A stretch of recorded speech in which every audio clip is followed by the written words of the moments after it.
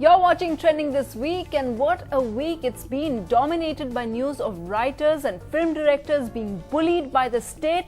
That's Ashish Nandi, Salman Rushdie and Kamal Hassan. Rushdie calls it cultural emergency. Is he right? We'll be talking to another writer and columnist, Lord Meghnad Desai, who's in our studio, and two award-winning directors, Onir and Shraddha Ramanathan, about how they deal with all of this. Also trending, the India Art Fair. Adnan Shropal will be taking us through that in just a bit. But first, reactions to what's happened. As Salman Rushdie revealed, it was Mamata Banerjee who didn't let him come to Kolkata, and the Tamil Nadu Home Secretary sat in on meetings to negotiate how much of Kamal Hassan's movie Vishwarupam should be censored. As Ashish Nandi said, he'd learned to never speak out in India.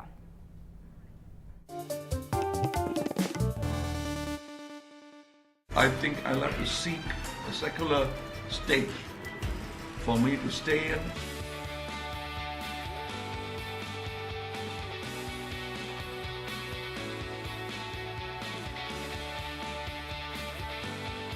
At number 5 is this one from Soumyajit Datta.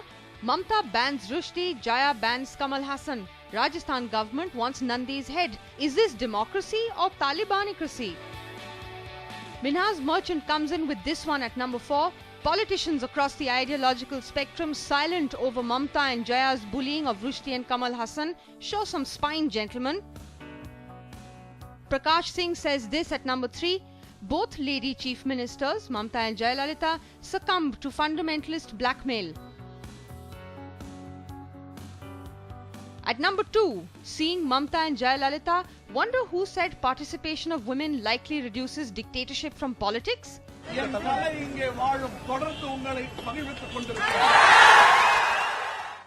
at number 1, it's Krishna. The Indian Democrats seem to be in the mood of Aao ban kare. Mamata bans Rushdie, Jaya bans Kamal Hassan. Rajasthan government wants Nandi's head.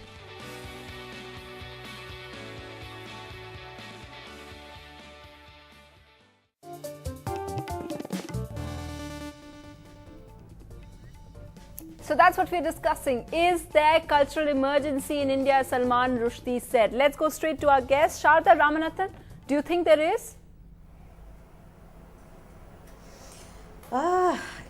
Well, yeah, I mean, there's a lot of chaos because I think there's so many layers that are getting all mixed up.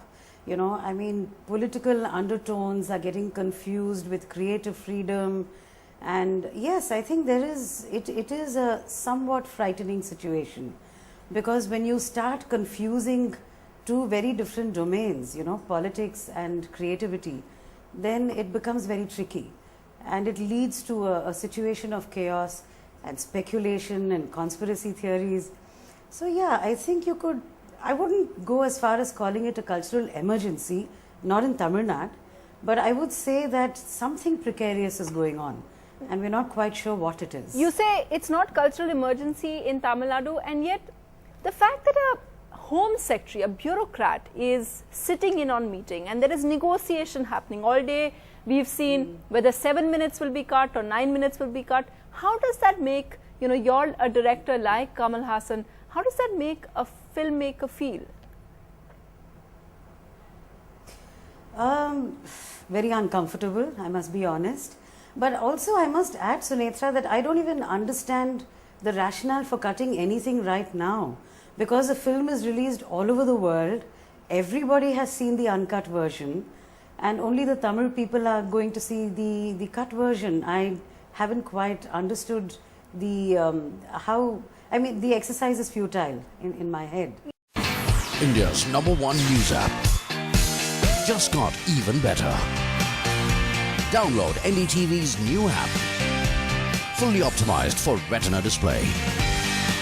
Full screen view. Faster response time. And Sudoku. NDTV's new iPad app. Download now.